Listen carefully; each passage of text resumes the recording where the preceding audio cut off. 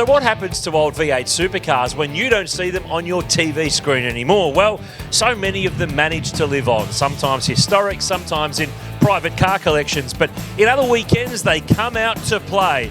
And not just one, not just two, but plenty of them. At the Phillip Island Classic, there's a range of 5-litre V8 touring cars and former V8 supercars all taking to the track, and it's all in the name of history, fun and super sprinting as well.